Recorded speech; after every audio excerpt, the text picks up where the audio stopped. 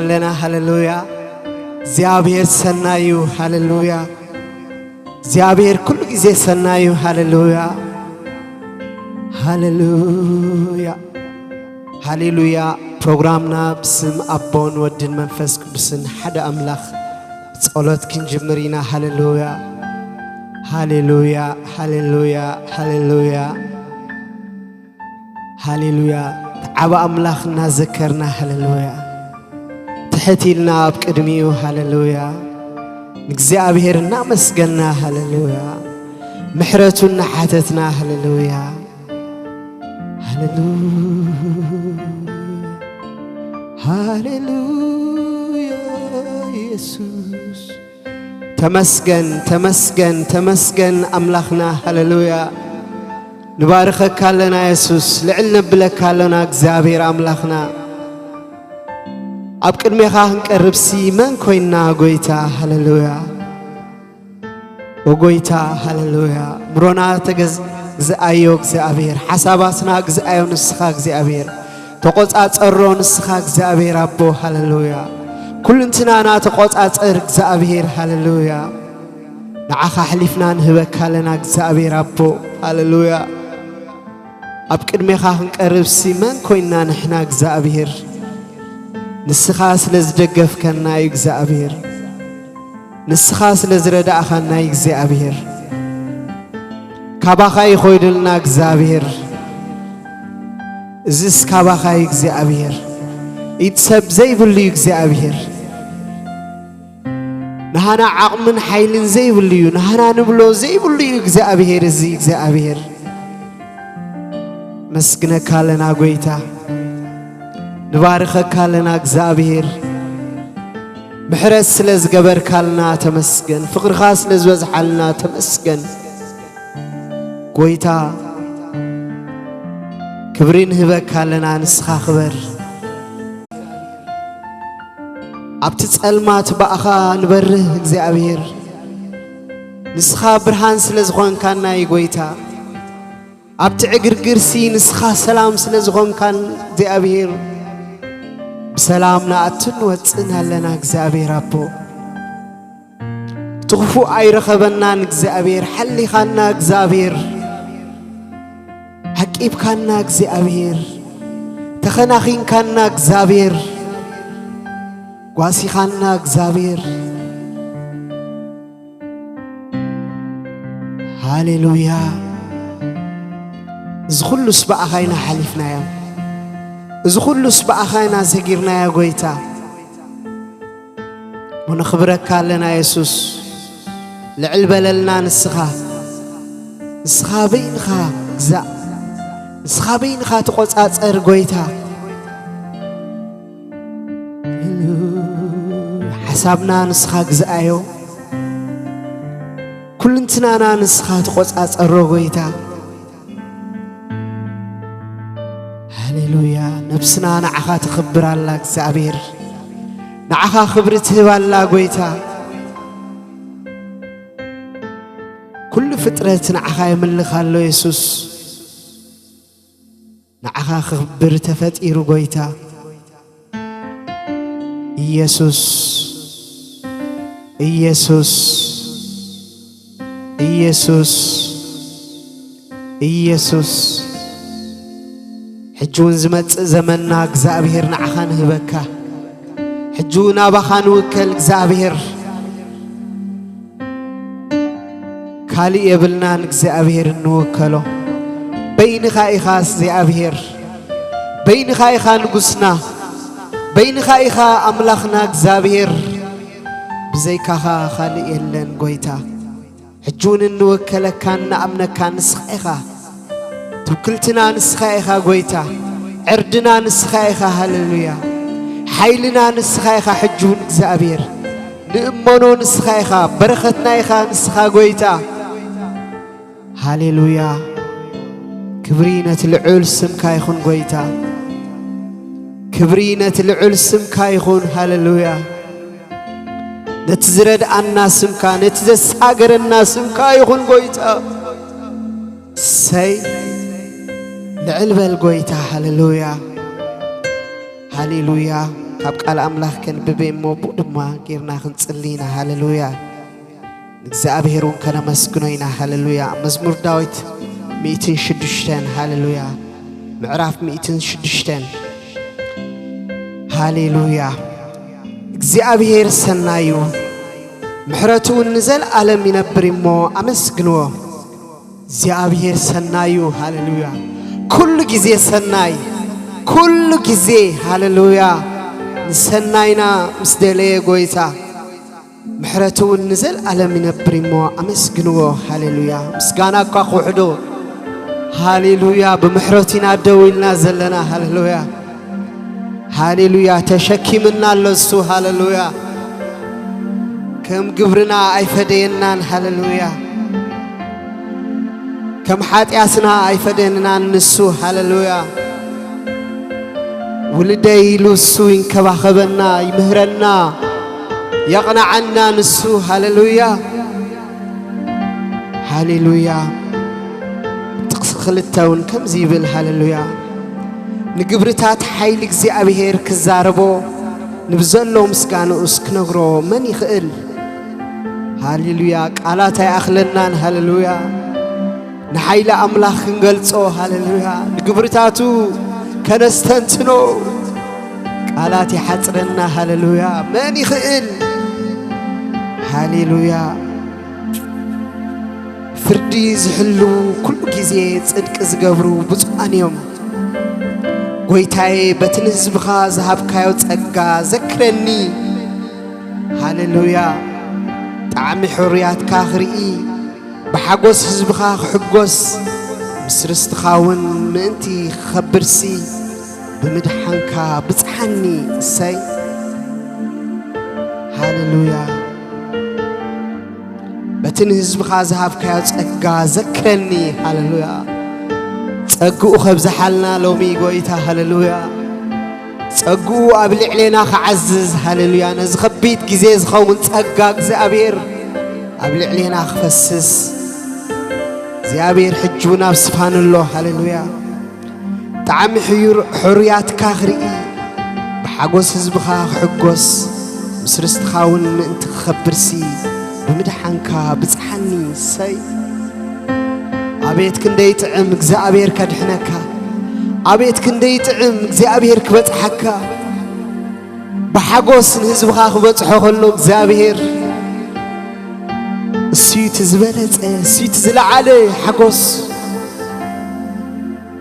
هاليلويا بمدحنو خذكرنا እግዚአብሔር ሎሚ نزمت عمت እግዚአብሔር كردأنا هاليلويا እግዚአብሔር كحجزنا خبصحنا حقوس خملأنا እግዚአብሔር لمون هياوي مسابوتاتنا حتيات جبرنا بدلنا قفعي جبرنا عبوتاتنا أب جبسين تأمراتك أيستوعلون وزحيت أجها أيذكرون عب بحري إرترا علو نسجنا سلطانهم أنتي خفلتسي سلسميلو أدحنهم سلطان እግዚአብሔር عبيو هاللويا محرت እግዚአብሔር عبيو إسرائيلاوያን زدحنا قويتا نعناهم بكريستوس زبصحنا قويتا عبي نسو هاللويا سلطوني نسو هاللويا بيني أملاخ بيني نقص سي قويتا هاللويا كم قبرنا يفدخنا قويتا كم تنحنا زعلنا وعيكد كنا قويتا لمون ببرح رحيت صبينا لخا قويتا لمون بفقر خا تقاسينا يسوس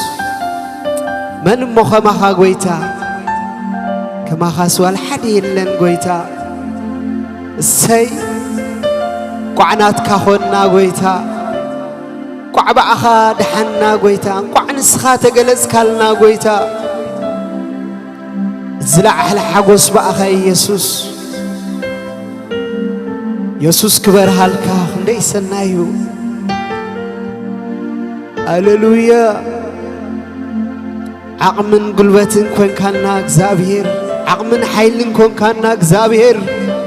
أساقير كاننا كسحج ردي كاننا እግዚአብሔር مسغانا يقبأكاي بين خايخا أملاخ بين خايخا نقص نهوتنا زرد أخاس نسخايخا كابدق دق سلمات نابزا قرن برهان زسقاقر كاس نسخايخا يسوس كبري يقبأكاي قويتا كسنقس يقبأكاي እግዚአብሔር كلهم ناك أبات أرو يقزؤخا كلهم فترات ناك أبات أرو يقزؤخا እግዚአብሔር هاليلويا السي حيالات زبهلو ينبركخو قويتا من اللو لعل حيل خاز خيد من اللو لعل طبب كاز خيد قويتا اسخاس لعل كل إخا السي يسوس اسخا خبرلنا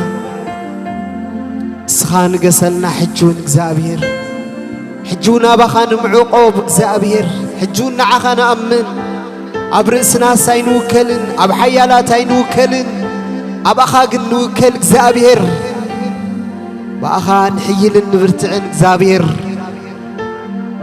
تنعنا زمدب كايو እግዚአብሔር تبقانا زجمر كايو እግዚአብሔር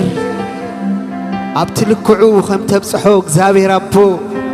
حجونا أمنا كاينا أجميرو زقارت أملا خينا من لخنينا هاليلويا السي بأناس جمرو بأنا ونيودو قويتا هاليلويا هاليلويا قويتا ماراناتا يسوس ماراناتا يسوس نعب خبري نعب سلطان صبيك لنا ولدك እግዚአብሔር نصبعك لنا ولدك እግዚአብሔር السي تمسكن السي تبارك እግዚአብሔር لعلنا بلك لنا እግዚአብሔር بحيل خامصة እግዚአብሔር بحيل سلطان كان እግዚአብሔር هاليلويا ماراناتا እግዚአብሔር يسوس نعا እግዚአብሔር نعدب خبل እግዚአብሔር نعدب خبل እግዚአብሔር السي يسوس هاليلويا هاليلويا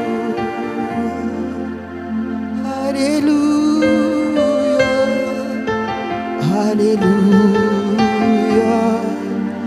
هاليلويا هاليلويا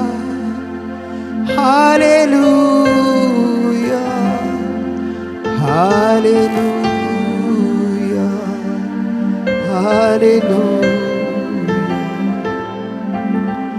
هاليلويا هاليلويا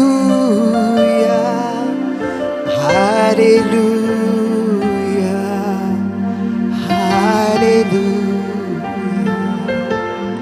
هاليلويا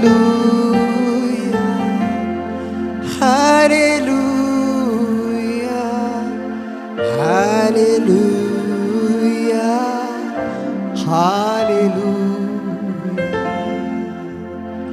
هاليلويا هاليلويا هاليلويا هاليلويا كبري كبري نتنقص كبري كبري كبري كبري نتيا وقويتا كبري كبري كبري نتنقص كبري كبري كبري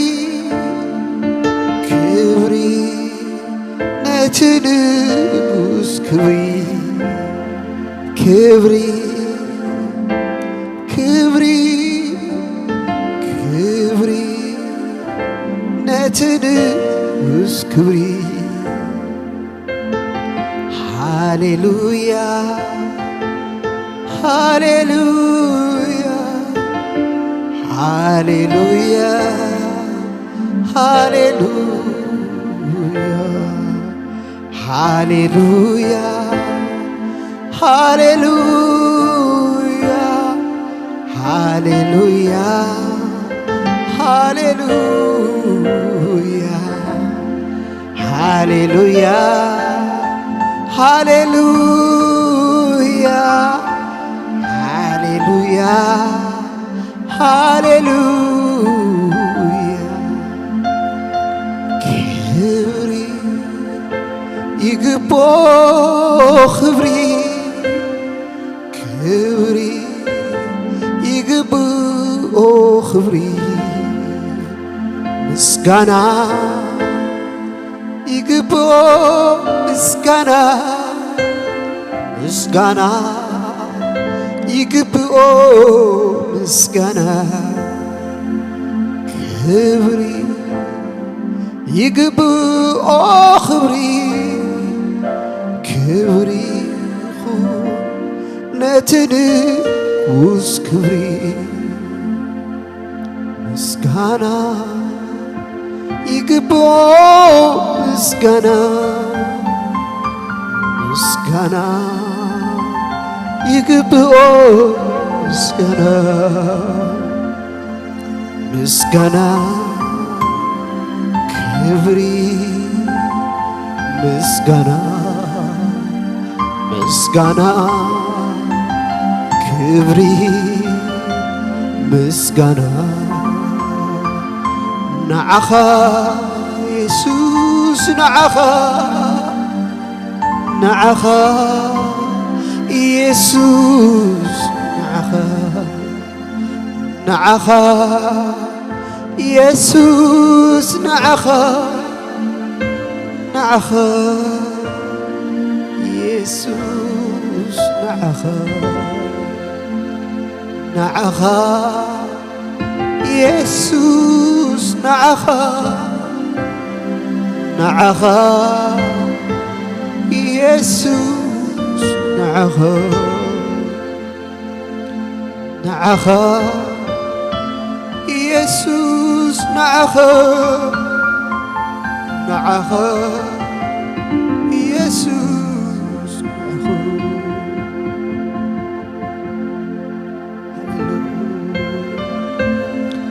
هاليلويا هاليلويا كبر نعها እግዚአብሔር ቤት نعها እግዚአብሔር ስልጣን ናትካ እግዚአብሔር ሞገስ ናትካ እግዚአብሔር ናኻ ወናኻ ናኻ ወናኻ ናኻ ወናኻ ናኻ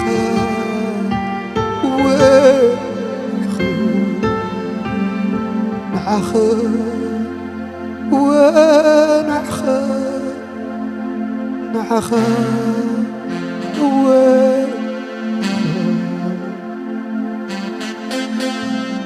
بينخ إخا أملخ نملخ كألنا بينخ إخا نقوس نسجدل كألنا بينخ إخا قويتا نقزعك كألنا بينخ إخا سلطو نخبرك كألنا زفانكا زلعالم صنعو ينبر منجستخا زنقغن عنايو كماخا زبالي عيرك بنيو عبيخا ودادت يبلكني هاليلويا هاليلويا هاليلويا أوه هاليلويا هاليلويا كبرن اسمك هاليلويا كبرن اسمك هاليلويا كبرن اسمك هاليلويا كبرن اسمك بلافات قدوسات تخبيبك اللخا عبتبرخ تخرا تودس بينخا حدكاي مسلكا فتصماي قربكا زل عالم ترئ دميق كان كبير كان عبزمنات كله بين خاي خانقوس زين زمنات عيلوت كانيو زفان كافليو معنم زي مسلو بحيلي قرمخا نخلو تسعرو هاليلويا هاليلويا هاليلويا أوه هاليلويا هاليلويا كبرن اسمك هاليلويا كبرن اسمك هاليلويا كبرن اسمك هاليلويا كبرن اسمك بمهلت إسرائيل تودس أملاك قدوس قدوس حيال عبئت بها عتاخن ديدكي قنون سلطون بمقلاز كبرخا لسان كله يجد سهلين محرته زفان كامليو راهي خادما نولد ولديو روحي قويتا هاللويا بسهلين محرته زفان كامليو راهي خادما نولد ولديو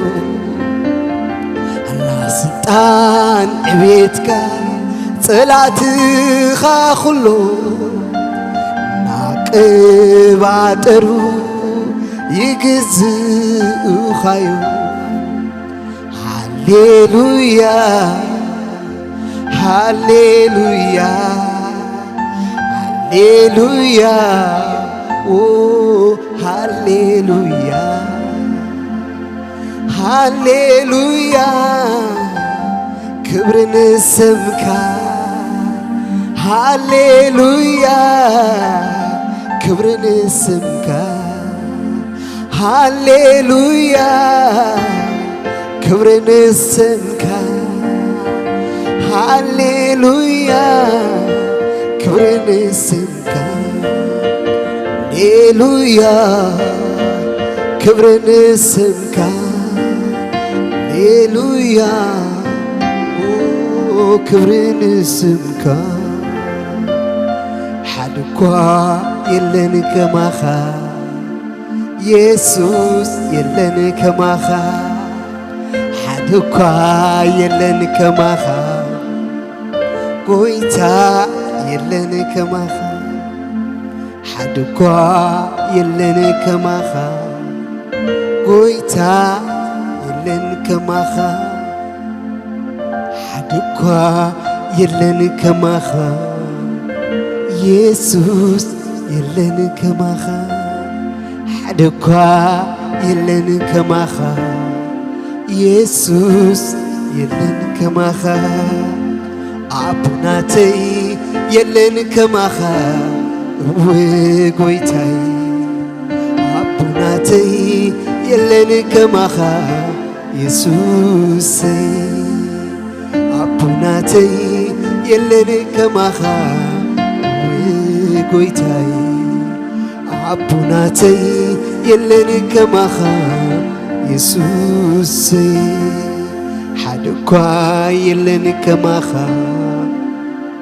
قويتا يلن كماخا حدكوا يلن كماخا يسوس يلن كماخا بمحرت يلن كماخا حدكوا يلن كماخا يسوس يلن كماخا بسالي يلن كماخا حدكوا يلن كماخا قويتا يلن كماخا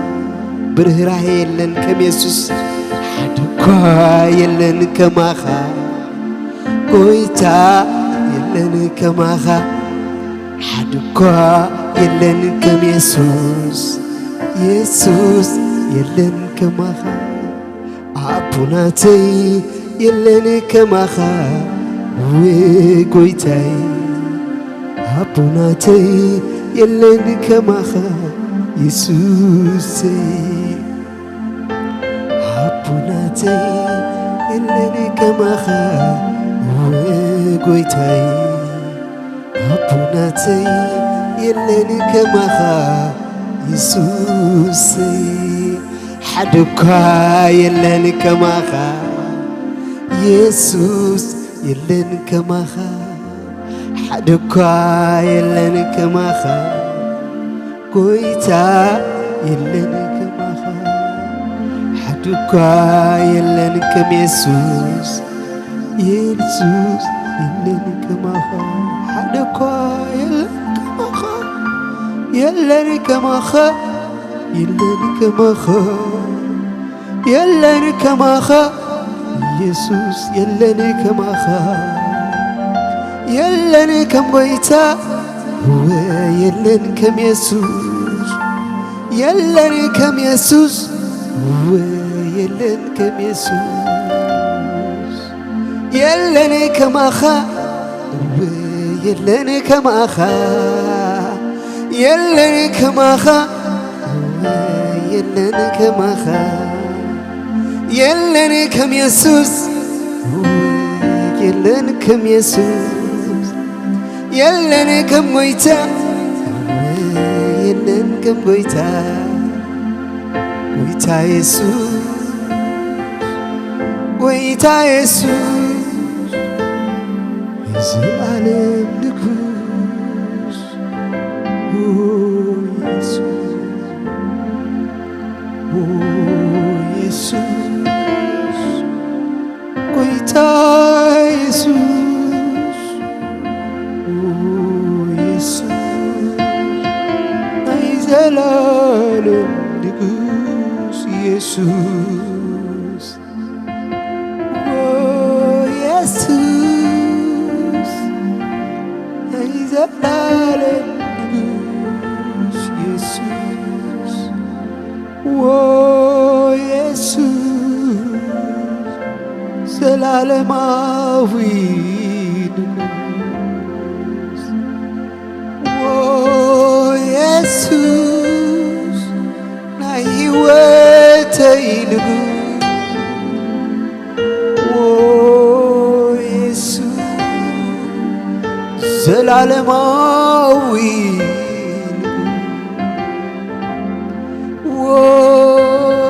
يسوس ناي هيوتي نقوس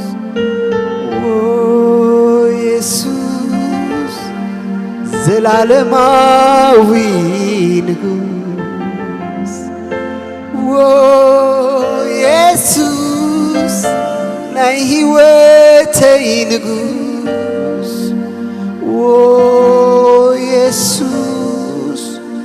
زلالماوي نجوس و يسوس نايوتي نجوس و يسوس زلالماوي نجوس و يسوس نايوتي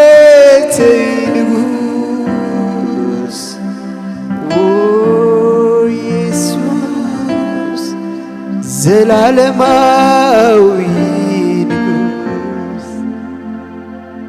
هاليلويا هاليلويا هاليلويا هاليلويا هاليلويا هاليلويا هاليلويا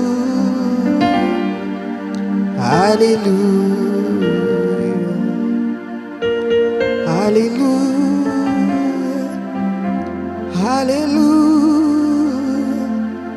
hallelujah, hallelujah, hallelujah, hallelujah,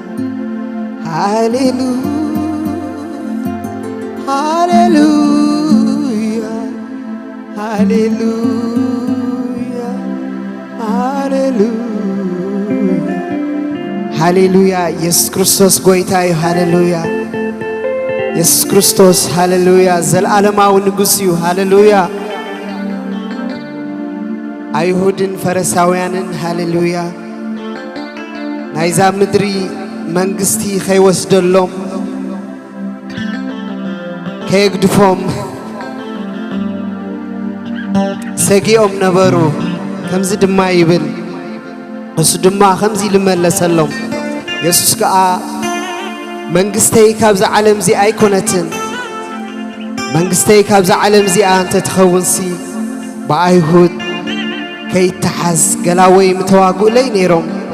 حجقنا منغستي كابز عالم زي أيكونتن إلو ملسه هاليلويا هاليلويا نا يسوس منغستي زل عالماويت منغستي هاليلويا زل عالم نقوسي نسو هاليلويا نساتهم ناي جزياوي حسبون يروم هاليلويا ناي زمدري حسبون يروم نسقنا نتناي زل عالم يحسب نيرو بو أمينهم كدحنو يحسب نيرو فقاد أبو خفتم لعلن تحتني بالنيرو يتسل نيرو سليهم الناس أفعوه يمرقهم نيرو ناقاششو زقبرو عيفلتن يومي بالنيرو قويتا مخنياتو منقستو زل عالماوي سلازخونت ساتهم نزناي جزية حسب نيروم نزناي جزياوي حلاف نجاري حسب نيروم قويتا يسوس قنتنا يزل عالماوي أجندا يحسب نيرو بدحندك سبات يحسب نيرو أملاخ بوخ دحنو كمزلا أخو هاليلويا وانجيل يسبخ نبره كل سبك دحن حد قاقت أفايدن قويتا فقرو زل عالماوي محرتون زل عالماوي معون أبز قويتا عرفت بوي زركب هاليلويا بيسوس زركب عرفتي هاليلويا كابزا جزياوت عالم يكونن عرفتي هاليلويا ناتي سلام جن كم تعلم توبكم سلام يكونن لقويتا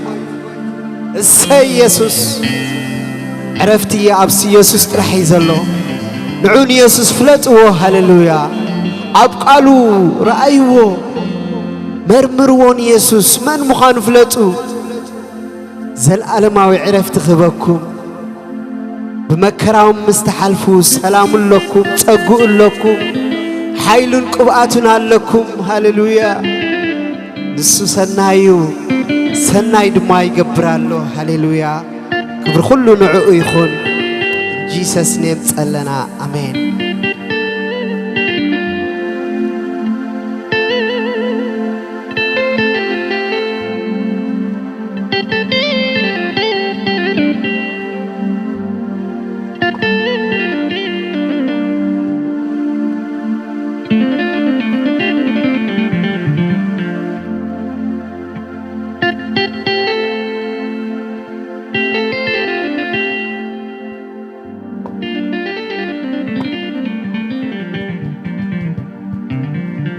እግዚአብሔር ይመስገን። እግዚአብሔር እንደገና ዕድል ስለዛሃበና ስሙ ይኽበር። ካብ ዘለዓለም ንዘለዓለም ክብሪ ይኹኖ። እንደገና ዕድል ይሁቡና ንዓይ ቃሉ ንኽዛረብ ንዓኻትኩም ድማ ንኽትሰምዑ ኣብ ውሽጥን ኣብ ደገን ዘለኹም ናይ ጎይታና ናይ ኢየሱስ ክርስቶስ ጸጋን ሰላምን ምስ ኩላትና ይኹን። ሎም ምሸት እንደገና ካብ ቃል ኣምላክ ክርኢና ኣብቲ ዝሓለፈ ኣብ ግብረ ሐዋርያት ካብ ምዕራፍ ሓደ ጀሚርና ርኢናዮ ኢና። ሕጁን ሕልፍ እንዳበልና ብዛዕባ መንፈስ ቅዱስ ክርኢና መንፈስ ቅዱስን ናይ ክርስቶስ ኣካል ዝኾነት ማሕበር ናይ ሓደ ሳንቲም ክልተ ገጽታ ማለት እዩ። ቤተ ክርስቲያን በአካል ትረኤ ብድሕሪኣ ግን መንፈስ ቅዱስ ኣሎ ማለት እዩ። ስለዚህ ብዛዕባ መንፈስ ቅዱስ ምፍላጥ ኣገዳሲ ነገር እዩ። ማሕበር ኣምላኽ ካብቶም ካልኦት ሕብረታት ካብቶም ካልኦት ኦርጋናይዜሽን ዝፈልያ ሓደ ነገር እንታይ እዩ ተይልና እቲ ዝተኣከምናሉ ዕላማ ብክርስቶስ ኢየሱስ ምእማንና ክኸውን ከሎ እቲ ካልእ ድማ ዝፈልያ መንፈስ ቅዱስ ኣብ ማእኸላ ኣሎ። እዚ መጽሓፍ ቅዱሳዊ ሓቂ እዩ። እታ ናይ ክርስቶስ ኢየሱስ ኣካል ዝኾነት ቤተ ክርስቲያን ብመንፈስ ቅዱስ ሓይሊ ኣብ ኢየሩሳሌም እያ ተወሊዳ። ካብኡ ድማ ዓብያ ናብ ሰማርያ መጽያ ናብ ይሁዳ ክሳብ ምድሪ ጫፍ ድማ ኣብ ዝበጽሓላ ማለት እዩ። ስለዚ ሎሚ እውን ብዛዕባ መንፈስ ቅዱስ ክንዘራረብ ኢና። እግዚኣብሔር መንፈስ ቅዱስ ቃሉ ብመንፈስ ከብርሃልና ክንጽሊና። ኦ ቅዱስ ቅዱስ ዘለኻን ትነብርን ካብ ዘለዓለም ንዘለዓለም ሕያው ዝኾንካ ጎይታና መድሕና ኢየሱስ ክርስቶስ እቲ ዝሃብካዮ ዘለዓለማዊ ተስፋ እቲ ዝሃብካዮ ዘለዓለማዊ መንፈስ ብሽምካ ኣብ ዝተጸውዐት ማሕበር ከም ቃልካ ኣፍሲስካዮ ኢኻ እሞ ኣብ ዝተፈጸመን ኣብ ዝተወድአን ናይ መንፈስ ቅዱስ ኣሰራርሓ ውሽጢ ንነብር ስለ ዘለና ነመስግነካ ኣለና።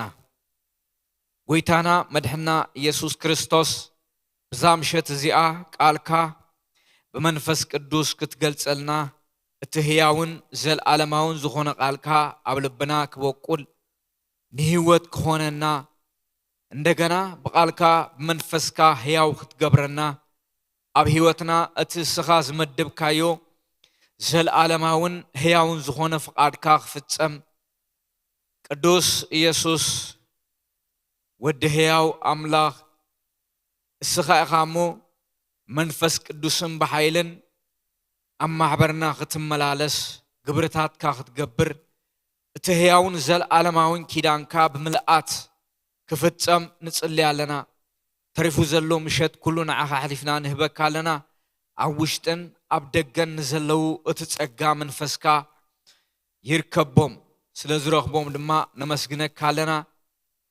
ንሰማዓይ ምስትውዓል ተዛራባይ ድማ ጸጋ ትህብ ንስኻ ኢኻ እሞ ናይ ጸጋ ቃልካ መንፈስ ቅዱስ ይገለጽ። ክብሪ ምስጋና ንዓኻ ይኹን። ኣሜን። እግዚአብሔር ይመስገን። ኣብዛ ሓለፈ ጎይታና መድሕና ኢየሱስ ክርስቶስ ንሐዋርያት ዝሃቦም ተስፋ ከም ዝተፈጸመ ርኢና ኢና። ንሕና ኣብዚ መወዳእታ ዘመን ጫፍ ዘለና ህዝብታት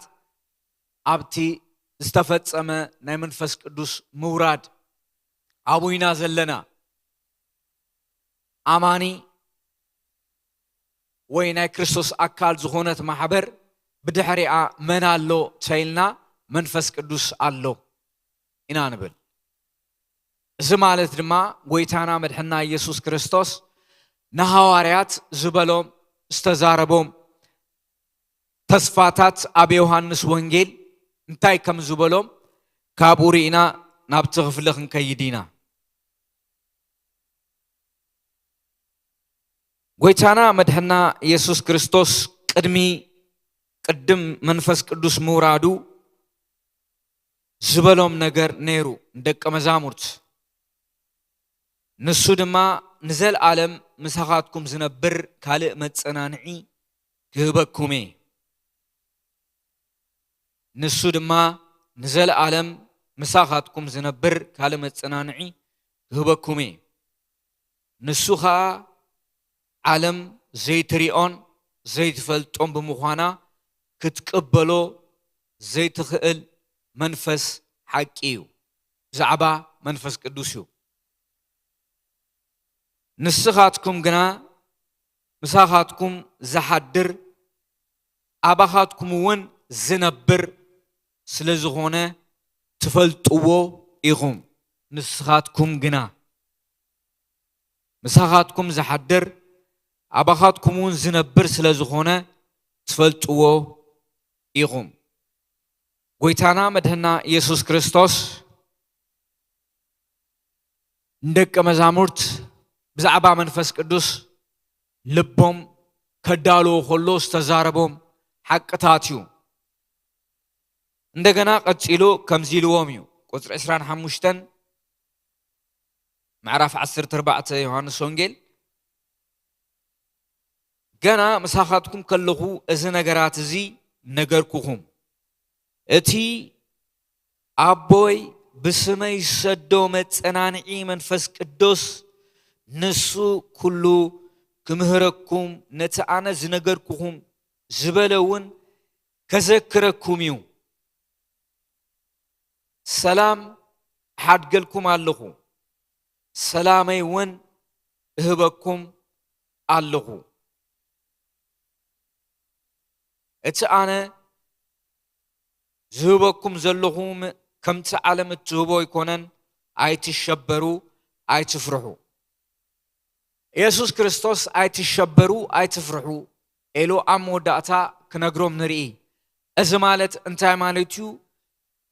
ደቀ መዛሙርት ጎይታና መድሕና ኢየሱስ ክርስቶስ ከም ዝኸይድ ካልዕ መጸናንዒ መንፈስ ቅዱስ ጳራቅሊጦስ ናባታቶም ከም ዝመጽእ ምስ ነገሮም አንኮምፎርታብል እዮም ኮይኖም ካብቲ ዝለመድዎ ሩቲን ከም ዝወፁ ምስ ፈለጡ ሽዑ ኣብ ውሽጦም ዝተሰምዖም ነገር ነይሩ ኢየሱስ ክርስቶስ ግን ሓደ ነገር ኢልዎም ኣነ ተዝኸይድ እዩ ዝሕሸኩም እንደገና ብዛዕባ መንፈስ ቅዱስ ሕጂ ግና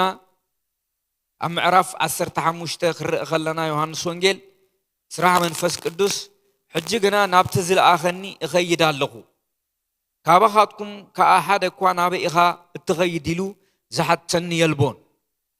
እዚ ስለ ዝገበርኩም ግና ልብኹም ሓዘን መለኦ ሓቂ ክነግረኩም ኣነ እንተ ኸድኩ ይሕሸኩም ኣነ እንተ ዘይከይደ እቲ መጸናንዒ ናባኻትኩም ኣይመጽእን እዩ ማለት መንፈስ ቅዱስ ኣነ ክኸይድ ኣለኒ ኣነ ተዘይከይደ እቲ ናይ ስላሴ ሳልሳይ ኣካል ዝኾነ መንፈስ ቅዱስ ኣይክመጽእን እዩ ኣነ ክኸይድ ኣለኒ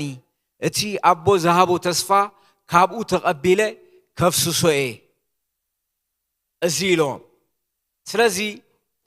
ቤተ ክርስቲያን መንፈስ ቅዱስ ሓይሊኣ ተወሊዳ በክርስቶስ ኢየሱስ ብምእማን መንፈስ ቅዱስ ኣብ ሐዋርያት ከም ዝወረደ ካብኡን ቀፂሉ ድማ ካብ 5000 ከባቢ ዝኾኑ ሰባት መንፈስ ቅዱስ ኣብ ልዕሊኦም ምስ ወረደ ሪኦም ዝሓተትዎ ሕቶታት ዝሓለፈ ሪኢና ኢና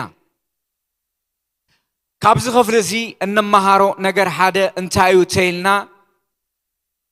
እቲ ናይ ሓድሽ ኪዳን ቤተ ክርስቲያን ወይ ታ ናይ ሓድሽ ኪዳን ማሕበር ብዘይ መንፈስ ቅዱስ ዝተወለደት ኣይኮነትን ካብ መንፈስ ቅዱስ ያ ተወሊዳ መንፈስ ቅዱስ ድማ ኣብ ማእኸላ ከም ፍቃዱ ይገብር ማለት እዩ ስለዚ ኣብ ሐዋርያት መንፈስ ቅዱስ ምስ ወረደ እቲ ሓደ ዝተፈጸመ ነገር እንታይ እዩ ተይልና ብዛዕባ ክርስቶስ ከም ዝተዛረቡ ኢና ንርኢ ነዚ ኣብ ግብረ ሐዋርያት ሓንቲ ክፍለላ ንዓርኢና ሎማዓንቲ ናብዚ ንካፈሎ ክፍልታት ድማ ክንከይድ ኢና كم زيلوهم قبر حواريات معرف كلته كاب قصري 33 حجي دما اب يمان املاخ بخبر مستقمطه تسفا منفس قدوس كا كاببو مستقبله نزين السخاتكم اتريئون اتسمعون زلهم نسو افسسو يسوس كريستوس اب يمان ابو خيدو مستقمطه حجي السخاتكم ازي تريئو زلهم وبتات كله نسو افسسو إلوهم اب قطري 38 مأسري كزارب كلو هاريا بطرس كم زيلوهم بطرس كا كم زبلهم تنسحوا حدقت حاتيات من انت ترغبوها نفس وكفكم باسم يسوع كريستوس يتطمق እግዚአብሔር ዝህቦ መንፈስ ቅዱስ ከአ ክትቀበሉ ኢኹም ምክንያቱ እቲ ተስፋ ንዓኻትኩምን ንደቅኹምን ነቶም እግዚአብሔር አምላኽና ክጽውዑም ዘለዎም ኣብ ርሑቕ ዘለው እዩ እናበለ ክምስክረሎም ንርኢ ስለዚ እቲ ቀዳማይ ነገር እንታይ እዩ ሐዋርያ ጴጥሮስ ክነግሮም ከሎ ንስሐ ከኣቱ በክርስቶስ ኢየሱስ ከአምኑ ድሕሪኡ ድማ መንፈስ ቅዱስ ብምልአት ከም ዝቀበሉ መንፈስ ቅዱስ ከም ዘፍስሰሎም ንርኢ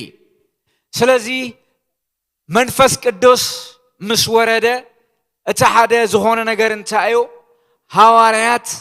ናይ ክርስቶስ ደቀ መዛሙርት ናይ ንስሐ ስብከት እዮም ንህዝቢ ሰቢቖም መንፈስ ቅዱስ ንሰባት ናብ ክርስቶስ ይዕድም ነይሩ ምሳታቶም ኮይኑ ማለት እዩ ስለዚ ናይ መንፈስ ቅዱስ ምውራድ ወይ ናይ መንፈስ ቅዱስ ምፍሳስ ኣብ ማሕበር ኣምላኽ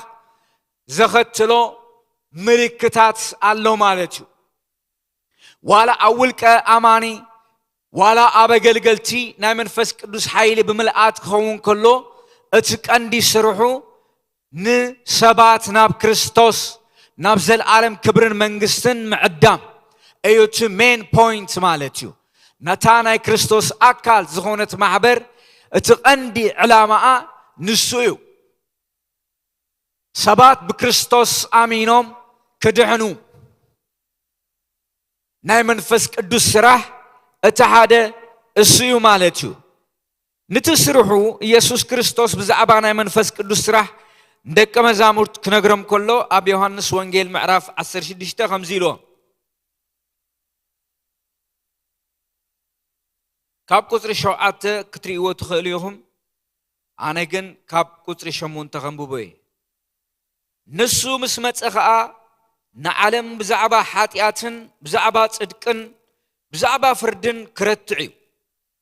ብዛዕባ ሓጢኣት ብኣይ ስለ ዘይኣምኑ ብዛዕባ ጽድቂ ናበቦ እኸይድ ኣለኹሞ ደጊም ኣይክትሪኡንን ኢኹም ብዛዕባ ፍርዲ ኸኣ ገዛኢ እዛ ዓለም እዚኣ ስለ ዝተፈረዶ እዩ ገና ብዙሕ ነገር ዝነግረኩም ኣሎኒ እንተኾነ ሕጂ ክትጾርዎ ኣይትኽእሉን ኢኹም እቲ መንፈስ ሓቂ ምስ መፀ ግና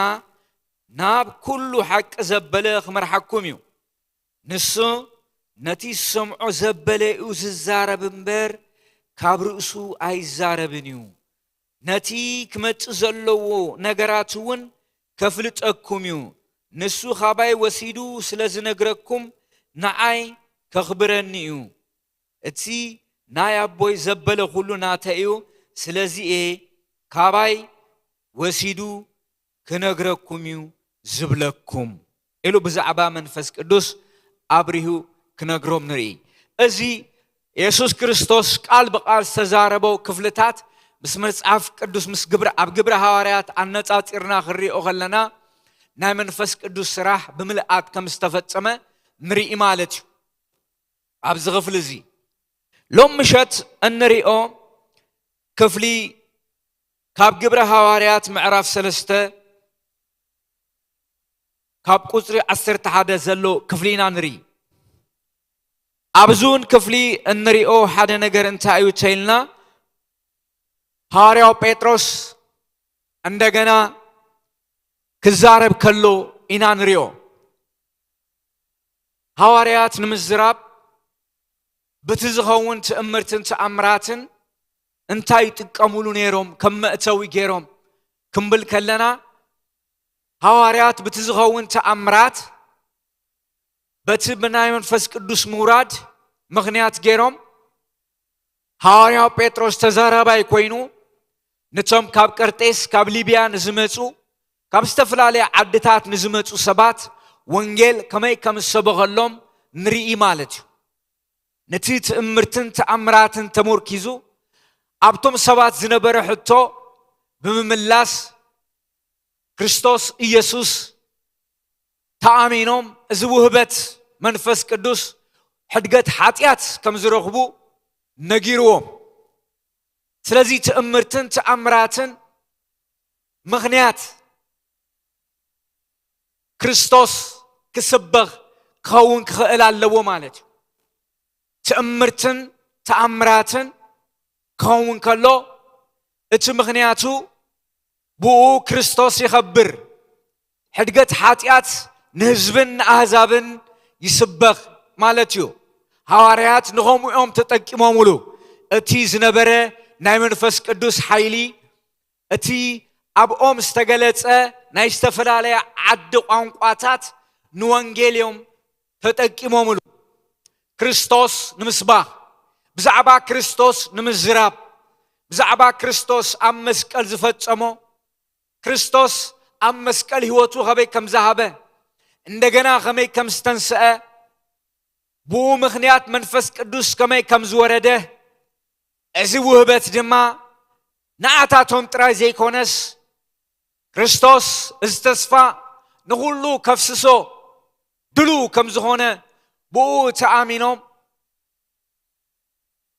ንዚ ዘመልክት ዘረባታት እዮም ተዛሪቦም ስለዚ እንታይ ኢና ንርኢ ኣብ ግብረ ሐዋርያት ክርኢ ከለና ኣብ ትምህርትን ተኣምራትን ክኸውን ከሎ ሐዋርያት እግረ መገዶም ንዑ ተመርኪዞም ነቲ ትእምርትን ተኣምራትን ክርኢ ዝተኣከበ ወይ ድማ ክቃወም ንዝመፀ ብዛዕባ ክርስቶስ እዮም ዝነግርዎ ብዛዕባ ክርስቶስ ኢየሱስ ብዛዕባ እቲ መሲሕ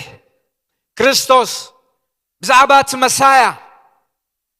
ህይወቱ ኣብ መስቀል ዘሕለፈ መበል ሳልሳይ መዓልቲ ዝተንስአ ነቲ ዝዓረገ ክርስቶስ ብኡ ሕድገት ኃጢአት ከም ዝርከብ እቲ ትእምርትን ተኣምራትን ምኽንያት ገይሮም መበገሲ ገይሮም ክሰብኩ ኢና ንርኢ እምበር ክድነቑ ኣይንርኢን ኢና እዚ እንታይ የርኤና ክንብል ከለና ብስለት ኢና እንርኢ ማለት እዩ እቲ ዝነበሮም መንፈሳዊ ብስለት ስለ ዝነበሮም እንታይኦም ኣብቲ ትእምርትን ተኣምራትን ኣብቲ ዝነበረ ዕግርግርን ዘይኮነ ኣብቲ ታርጌት ነይርዎም ዕላማ ነይርዎም ካሃርምዎ ዝደሊ ሽቶ ነይርዎም ኣብኦም ፎከስ በቲ ዝድነቕ ሰብ ኣይኮነን እሳቶም እውን ተደኒቖም ጠጠዋ ይብሉን እዮም እቲ ዘደንቕ ጎይታ እቲ ሕያው ጎይታ ንዑ ዝኸፈሎ ዋጋ ኣብ መስቀል ብዛዕባኦም ዝዛረቡ ነይሮም ማለት እዩ ሐዋርያነት እዚ እዩ ነብይነትም ንሱ እዩ ክርእዮ ኢና ኣብዚ ክፍሊ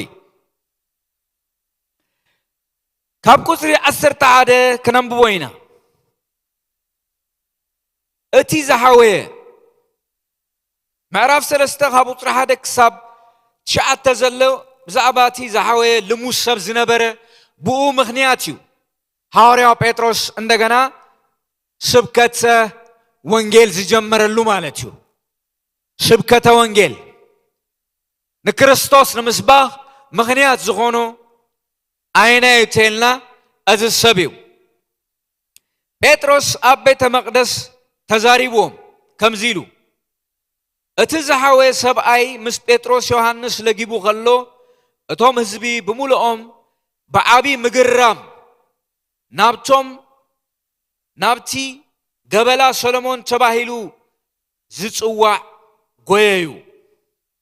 ጴጥሮስ ነዚ ምስ ረአየ ነቶም ህዝቢ ከምዚ ስዕብ እናበለ ተዛረቦም። ኣቱም ሰብ እስራኤል ንምንታይ ብዚ ትግረሙ? ብገዛእ ሓይልና ወይስ ብጽድቅና ነዚ ክኸይድ ከም ዝገበርናዮስ ንምንታይ ንዓና ትጽምቱ ኣለኹም? ኣምላኽ ኣቦታትና ኣምላኽ አብርሃም ይስሐቅን ያዕቆብን ንወዱ ኢየሱስ ኣኽበሮ። ንስኻትኩም ግና ነቲ ጲላጦስ ይፈታሕ ኢሉ ዝፈረደሉ የሕሊፍኩም ሂብኩሞ፣ ኣብ ቅድሚ ጲላጦስ ከዓ ክሓድኩሞ። እወ ንስኻትኩም ነቲ ቅዱስን ጻድቕን ክሒድኩምሲ ነቲ ሰብ ዝቐተለ ሰብኣይ ክፈትሓልኩም ለመንኩሞ። ነቲ ወሃቢ ህይወት ቀተልኩሞ፣ ንዑ ኣምላኽ ካብ ሙታት ተንስኦ፣ ንሕና ከዓ ነዚ ምስክሩ ኢና። ስሙ ማለት ብስሙ ምእማን ነዚ ትርእይዎ እትፈልጥዎን ሰብኣይ ኣጽንዖ። እታ ብኢየሱስ ብምእማን ድማ ነዚ ኣብ ቅድሚ ኩላትኩም ሙሉእ ጥዕና ሃበቶ። ሕጂ ድማ ኣሕዋተይ ከምቶም መራሕትኹም ነዚ ብዘይፍላጥ ከም ዝገበርኩሞ እፈልጥ ኣለኹ። ኣምላኽ ግና እቲ መሲሕ መከራ ክቕበል ከም ዘለዎ ኣቐዲሙ ብኣፍ ኩሎም ነቢያት ከም ዝተዛረበ ከምኡ ፈጸሞ እምበር ሓጢኣትኩም ምእንቲ ክድምሰሰልኩም ካብ ገጽ እግዚኣብሔር ከዓ ዘመን ምሕዳስ ምእንቲ ክመጻልኩም ነቲ ቅድም ንስኻትኩም ዝተሓረየ መሲሕ ንሱ ከዓ ኢየሱስ ምእንቲ ክሰደልኩምሲ ተነስሑን ተመለሱን ኢልዎም። ተነስሑን ተመለሱን። ሕጂ እውን ኣብዚ ንሪኦ እንታይ እዩ ተይልና ሐዋርያው ጴጥሮስ እንታይ ከም ዝተፈጸመ ዝፈልጥ ሐዋርያ እዩ። በአካል ምስ ክርስቶስ መን እዩ? ኢየሱስ ክርስቶስ እዩ እቲ መሲሕ። እንደገና ናይ ምሕዳስ ዘመን ክመጻልኩም ተነስሑን ተመለሱን። ናብ መን? ናብ ክርስቶስ። ናይ መንፈሳዊ ተሃድሶን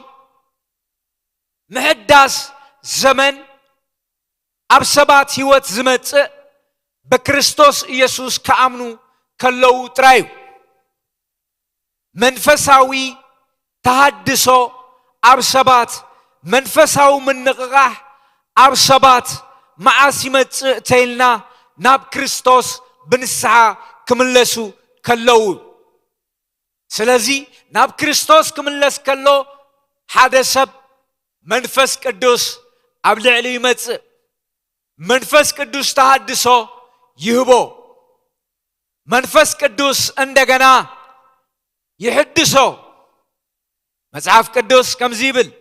መንፈስን ትልካለህ ይፈጠራሉ፣ የምድርንም ፊት ታድሳለህ። ስለዚህ ተሐድሶ ብምንታይ ይመጽእ ተይልና በክርስቶስ ኢየሱስ ብምእማን ዝርከብ ህይወት እዩ። በክርስቶስ ኢየሱስ ብምእማን ዝርከብ ህይወት እዩ። እሱ ድማ ብንስሓ ምምላስ።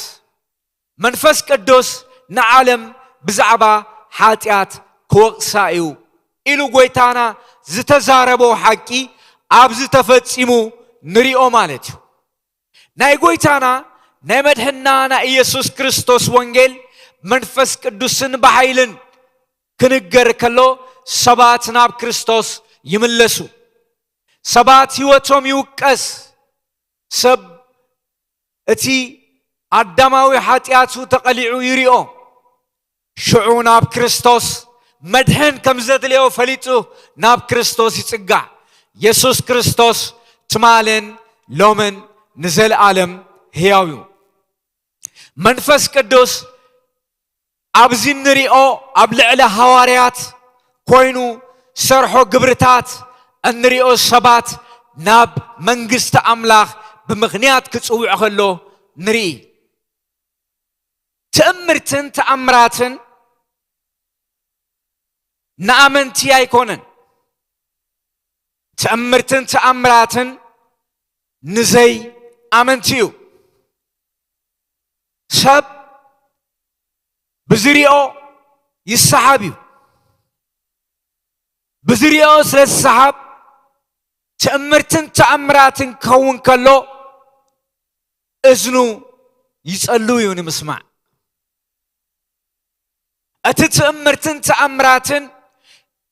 أبزخون اللوبوتا نكريستوس يوم سبيخومو أتناي تأمرتن تأمراتن ويكا أنا منفس قدوس حيلي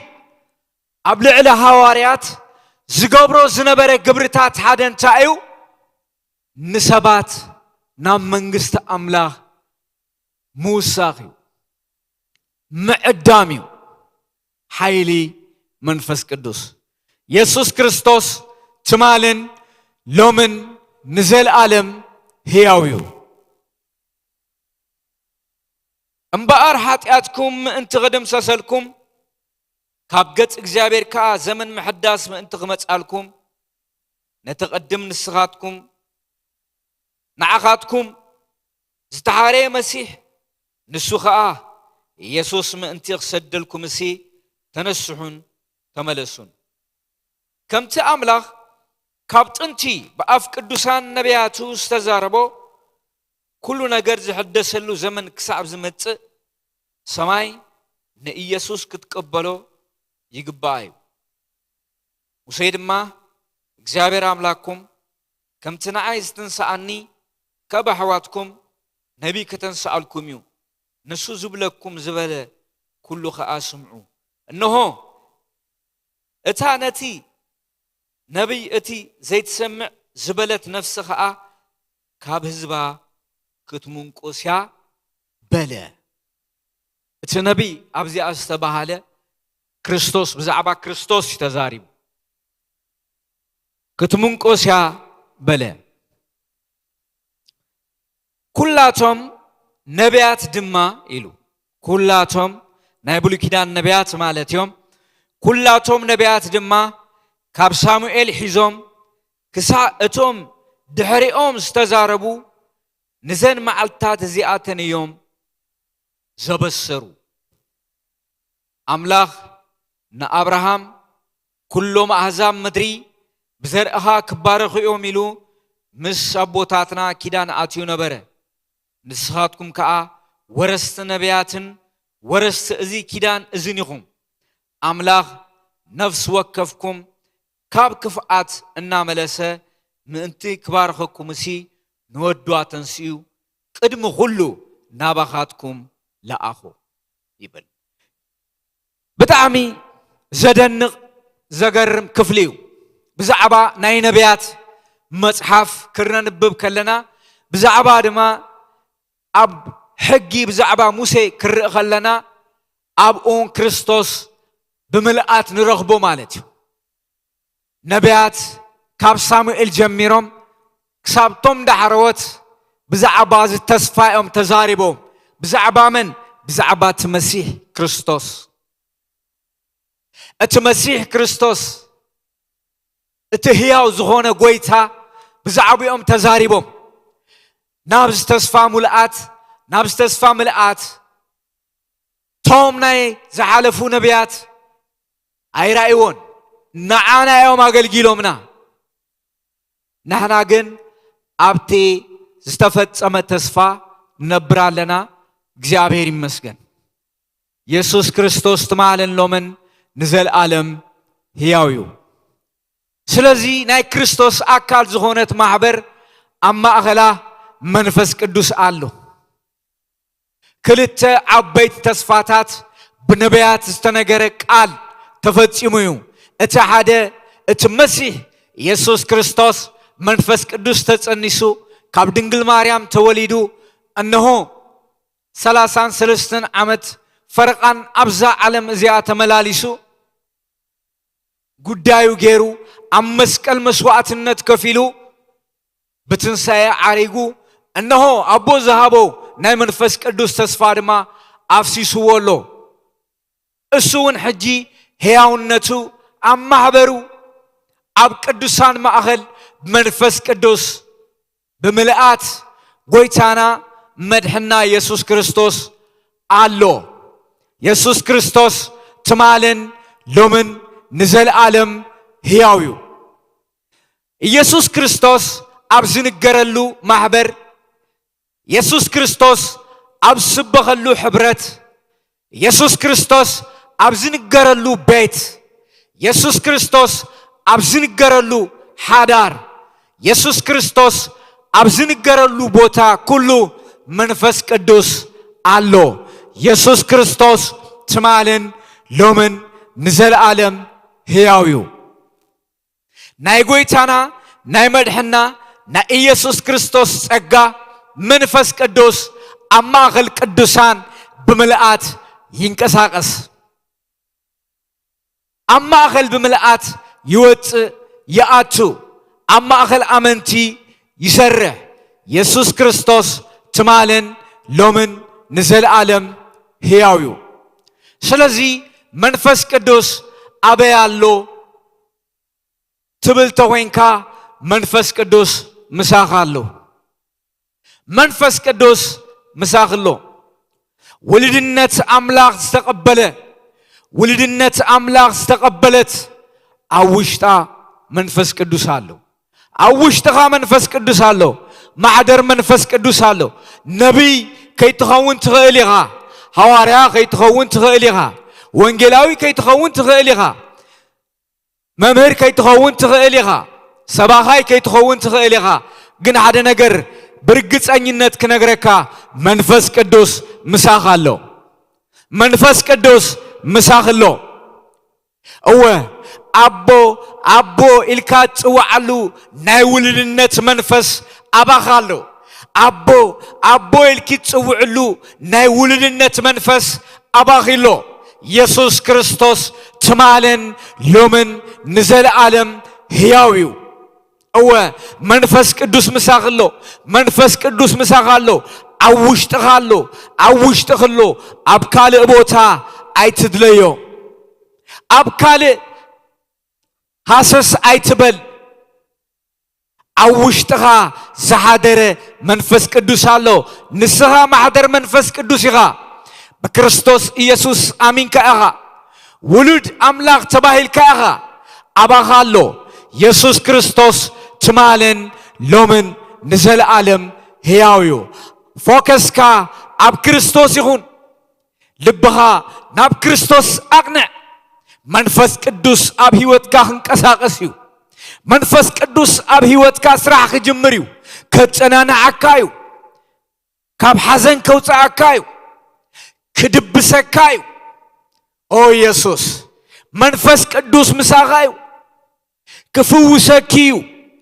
ካብ ፍርሒ ከውፅኣኪ እዩ ካብ ጭንቂ ከውፅኣኪ እዩ ፎከስ ኣተክሮ ናብ ክርስቶስ ኢየሱስ ናብቲ መሲሕ ናብቲ መድሕንካ ናብቲ ሞት ስዒሩ ዝተንስአ ጎይታ ናብኡ ግበር ኢየሱስ ክርስቶስ ትማልን ሎምን ንዘለዓለም ሕያው እዩ ሕያውነቱ ካብ ዘለዓለም ንዘለዓለም ክቡር እዩ እወ እቲ ብክርስቶስ ኢየሱስ ዘኣመነ ኢየሱስ ክርስቶስ ጎይታ ከም ዝኾነ ብልቡ ኣሚኑ እግዚአብሔር አቦ ከሙታን ከም ዘተንስኦ ተቀቢሉ መንፈስ ቅዱስ ክመላ ይኽእል እዩ ኢየሱስ ክርስቶስ ናይ ህይወትካ ጎይታ ኢየሱስ ክርስቶስ ናይ ህይወትክ ጎይታ ተገርክዮ መንፈስ ቅዱስ ኣባኺ ክሓድር እዩ ማሕደር መንፈስ ቅዱስ ኢኻ ትኸውን ማሕደር መንፈስ ቅዱስ ኢኺ ትኾኒ እወ ማሕደር መንፈስ ቅዱስ ክመጽእ ከሎ ድማ ኣብ ውሽጥኻ ዝተፈላለየ ውበታት ሒዙልካ እዩ ዝመጽእ ሰቂሉ ይመጽእ እዩ ሂቡካ ኣሎ يسوس كريستوس تمالن لومن نزل عالم هياويو أو بزي واقع بأمنة زركب هيواتيو يسوس كريستوس قويتا كم زغونا بأفكا مسكيركا እግዚአብሔር አቦ ካሙታን ከምትዘተንስኦ ብልብኻ አሚንካ ህይወት ክትቀበልኻ ዘለዓለማዊ ህይወት ዘለዓለማዊ ተስፋ እወ ናይ እግዚአብሔር መንግስቲ ጽድቅን ሰላምን መንፈስ ቅዱስ ተሃውንያ ብዘይ መንፈስ ቅዱስ መንግስት አምላክ ዝባሃል ነገር የለን እወ እሱ ይዘገርም ኢየሱስ ክርስቶስ ሓደ ነገር ይልዎም ንፈሪሳውያን መናፍስትን ክፉአት መናፍስትን ከውጽኸሎ ዝተፈላልየ ዘረባታት ምስ ተዛረቡ መንግስት አምላክ ናባኻትኩም ቀሪባላ ይልዎም እወ መንፈስ ቅዱስ ብጎይታና መድሕና በኢየሱስ ክርስቶስ ስም ሰባት ከጽናንዕ ከሎ ክፍውስ ከሎ ሰባትና መንግስቱ ክጽውዕ ከሎ መንግስት አምላክ ቀሪባላ አባኻ ቀሪባላ አባኻ ቀሪባላ ንዑና መንግስት አምላክ ኢየሱስ ክርስቶስ ትማለን ሎምን ንዘለዓለም ሕያውዩ እወ መንግስት አምላክ ጽድቅን ሰላምን መንፈስ ቅዱስ ተሃውንያ መንግስት አምላክ አውሽጣ ምጽንናዕ አሎ መንግስት አምላክ አውሽጣ ብርትዕሎ መንፈስ ቅዱስ ኃይል ዝኾነ ኢየሱስ ክርስቶስ ትማለን ሎምን ንዘለዓለም ሕያውዩ ሰብ ክርስቶስ ኢየሱስ ምስ አመነ ውልድነት አምላክ ይቅበል ይሕተምዩ ካብኡ ድማ ብዘለለ ዝተፈላልየ ቤነፊት ኣለዎ እወ የጸናንዖ የበርትዖ ኃይል ይህቦ ኢየሱስ ክርስቶስ ትማለን ሎምን ንዘለዓለም ሕያውዩ ስለዚህ ኣብ ማሕበር አምላክ መንፈስ ቅዱስ አሎ አውሽጥኹም ዝተቀመጠ አውሽጥኽ ዝተቀመጠ መንፈስ አሎ ንዑ አበራብርዮ ንስኽ በራበር አለው አውሽጥኽ ዘሎ አውሽጥኻ ዘሎ ሐዋርያው ጳውሎስ ንጢሞቴዎስ ንሱ ኢልዎ አውሽጥኻ ዝተቀመጠ ጸጋ አሎ አውሽጥኻ አሎ ስለዚህ ተንቀሳቀስ ስርዓሉ ኢየሱስ ክርስቶስ ትማለን ሎምን ንዘለዓለም ሕያውዩ ኢየሱስ ክርስቶስ ትማለን ሎምን ንዘለዓለም ሕያውዩ ስለዚህ መንግስት አምላክ ጽድቅን ሰላምን መንፈስ ቅዱስ ኃይሊ ትኸውንያ ስለዚህ ማሕበር አምላክ አማኸላ መንፈስ ቅዱስ አሎ መንፈስ ቅዱስ አባኽሎ መንፈስ ቅዱስ አባኻሎ መንፈስ ቅዱስ አባኻትኩም አሎ አብ ሐዋርያት ጥራይ አይኮነን አብ ነቢያት ጥራይ አይኮነን አብ ወንጌላውያን ጥራይ አይኮነን መንፈስ ቅዱስ አብ ኩልኹም አብ ኩልና አሎ ስለዚህ እስኻ ውልድ አምላኽ ኢኻ ኣብ ውሽጥኻ መንፈስ ቅዱስ አሎ ንስኺ ውልድ አምላኽ ኢኺ ኣብ ውሽጥኽ መንፈስ ቅዱስ አሎ መንፈስ ቅዱስ ኣብ ውሽጥኻ አሎ እወ ስለዚህ መንፈስ ቅዱስ ስምዓዮ ጽንበሎ ክዛረበካዩ ጽንልክ ስምዕዮ ክዛረበኪዩ ካብ ደገን ምንታይ ትደሊ ካብ ደገን ምንታይ ትደሊ ካብ ደገ ዝመጽ የለን ኣብ ውሽጥኻ አሎ መንፈስ ቅዱስ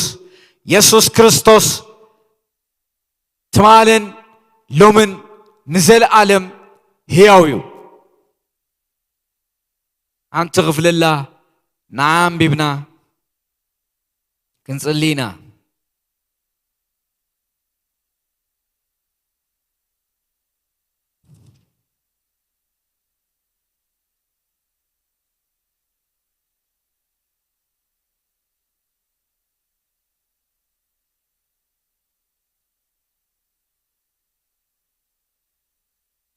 ከምዚብል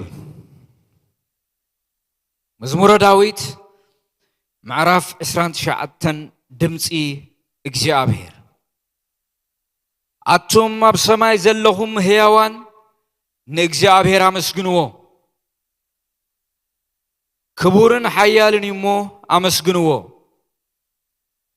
ስም እግዚአብሔር ዓብይ እሞ ከምቲ ዝግብኦ አመስግንዎ ብግርማ ቅዱስንኡ ምስተገለጸ ስገድሉ ድምፂ እግዚአብሔር ኣብ ልዕሊ ማያት ይስማዕ ኣሎ አምላክ ክብሪ የንጎድጉድ ኣሎ እግዚአብሔር ኣብ ልዕሊ ብዙሕ ማያት የንጎድጉድ ኣሎ ድምፂ እግዚአብሔር ኃያል እዩ ድምፂ እግዚአብሔር ግርማ ዝመልኦ እዩ ድምፂ እግዚአብሔር ንጽሕድታት ይሰብር እግዚአብሔር ንጽሕዲ ሊባኖስ ይሰባብሮ ንእምባታት ሊባኖስ ከምብተይ የሰራስሮም ንእምባ ሄርሞን ድማ ከም ጣዕዋ ጎባይ ዕንድሮ ድምፂ እግዚአብሔር ንበርቂ ማሕማሕ የብሎ ድምፂ እግዚአብሔር ንምድረ በዳ የንቀጥቅጦ እግዚአብሔር ንምድረ በዳ ቃዴስ የንቀጥቅጣ ድምፂ እግዚአብሔር ንዳዋታት ሰሰው የብሎ ንቆጽሊ ዱር የርግፎ ኩሎም ከዓ ኣብ መቅደስ ዘለው ክብሪ ንኣምላኽ ይኹን ይብሉ እግዚአብሔር ኣብ ልዕሊ ማያት ይገዝእ እግዚአብሔር ንዘለዓለም ነጊሱ ይነብር እግዚአብሔር ንህዝቡ ኃይሊ ይህብ እግዚአብሔር ንህዝቡ ብሰላም ይባርኽ እግዚአብሔር ዝባርኽ አምላኽ እዩ ስለዚ ኣብ ሓድሽ ኪዳን ንዘለና ህዝብታት እቲ ዝለዓለ እንታዩ ተይልና ድምፂ አምላኽ እዩ አቦ ኢልና ንጽዋዓሉ መንፈስ ተዋሂቡና ኣሎ እግዚአብሔር ኣብ ሓድሽ ኪዳን መንፈስ ቅዱስ እግዚአብሔር መንፈስ ቅዱስ ይዛረብ እዩ መንፈስ ቅዱስ ይምዕድ እዩ መንፈስ ቅዱስ ይመርሕ እዩ መንፈስ ቅዱስ የምህር እዩ መንፈስ ቅዱስ ነኽብሮ ካብ ዘለዓለም ንዘለዓለም ይኽበር ድምፂ እግዚአብሔር ንሊባኖስ ዝግባ ይሰባብሮ ክብል ከሎ ድምፂ እግዚአብሔር ናይ ሊባኖስ ዝግባ ወይ ናይ ሊባኖስ ኦም ተሪእናዮ 10 ሰባት ኢድ ንኢድ ነዋሕቲ ተተሓሒዞም ዝመልኦ ከቢቦም ብጣዕሚ ዓብይ እዩ ይሰባብሮ ክብል ከሎስ ክንድኡ ማለት እዩ ኃያል እዩ ናይ እግዚአብሔር ድምፂ እግዚአብሔር አንድ ጊዜ ተናገረ እኔም ይህም ብቻ ሰማሁ ኃይል እግዚአብሔር ነው እግዚአብሔር በድምፁ ኃይል ይህብ እግዚአብሔር በድምፁ የጸናነዕ እግዚአብሔር በድምፁ ሐራ የውጽ እግዚአብሔር በድምፁ ይፈወስ እግዚአብሔር በድምፁ ይጽውዕ ኢየሱስ ክርስቶስ ትማልን ሎምን ንዘለዓለም ሕያው እዩ ብዛዕባ ድምፂ እግዚአብሔር ክንጸልይና መንፈስ ቅዱስ ነመስግነካ ክብርን ምስጋናን ካብ ዘለዓለም ንዘለዓለም ንህበካ ሙሉእ ክብርን ስልጣንን ተጎናጺፍካ ኣብ ማሕበርካ ብምልኣት ትነብር ንጎይታናን መድሕናን ኢየሱስ ክርስቶስ ብኽብሪ ትገልጽ ንቓልካን ንስምካን ተኽብር ንስኻ ኢኻ እሞ መንፈስ ቅዱስ ብምልኣት ብኽብርን ብጸጋን ብኃይልን ብተሓያል ድምፅኻ ብትዝፍውስ ድምፅኻ ብትንስተኣሰረ ዝፈትሕ ድምፅኻ ብኽብሪ ብኃይሊ ብሞገስን ብግርማን ኣብዛ ማሕበር እዚኣ ክትግለጽ ንጽልይ ኣለና ኢየሱስ ክርስቶስ እዛ መንፈስ ኃይልኻ ኣብ ክብርና ትፍሰስ እታ ዝመደብካያ ዘለዓለማዊ ኃይልኻ ትውረድ ኣብ ማሕበርና ድምፅኻ ይምጻእ እቲ ዘለዓለማዊ ድምፅኻ እቲ ሓያል ድምፅኻ እቲ ሰርሕ ድምፅኻ እቲ ሕያው ድምፅኻ መንፈስ ቅዱስ ሕጅውን ብኽብሪ ተገለጽ ብግርማ ተገለጽ ብኃይሊ ተገለጽ ብሞገስ ተገለጽ ብምጽንናዕ ተገለጽ ብምፍዋስ ተገለጽ نسبات نام منجستها بمعدام تجلت أو منفس قدوس نسخة إغامو تهدسو تهب نسخة إغامو تفوس نزودقو تلعل تتنانا بسرات تسمع نسخة إغامو منفس قدوس أبزا مدرخ زيا أبزا ستيج زيا كبرغا بحيل يفسس اتعيال دبناغا أبز مدرخ زيورد منفس قدوس اتعيال كبري اتعيال دبنا اتعيال موغسكا قالكا زغلت أبز مدرخ زي يفسس منفس قدوس اتعيال كبرغا يورد اتناي كبر دبناغا اتنقالكا زغلت اتي فوس زغلت أبزا مدرخ زيا بكيدان كبرغا تغلت بتعيال سمكا تغلت منفس قدوس سمدرخ زي بخبرغا يملا بموغسكا يملا بعيلغا يملا بتزل علماوي كيدان منفسكا يملا بخبرغا يعلقلق منفس قدوس منبر زفانكا أبزي يورد اتعيال كيدانكا أبزي يقلت يورد لغويتا منفس قدوس يسوس نتعيرات يملا أيو زعاممو خفوسو زعازنو ختصنانعو زودقو ختصو استصبرو ختصقنو منفس قدوس دمصها حيال يمو سلتغبرو سناي سلتغبر اتعيال كبرغا اتعيال موغسكا سلازغلص نمسغنكا لنا سلازنبرنا غيزي ሁሉ نمسغنكا كبرن مسغانان نعها يخون حدش سبات تهاليهم بغويتا بيسوس كريستوس زآمنكم بميديا تكتاتلو بغويتا بيسوس كريستوس امنو ازنا يركم زلهو مصحف قدوساوي حقي استفصمه حقتاتيو كريستوس امنو كريستوس منفسو ابل عليهم كفسسيو يسوس كريستوس تمالن لومن نزل عالم هياويو آمين.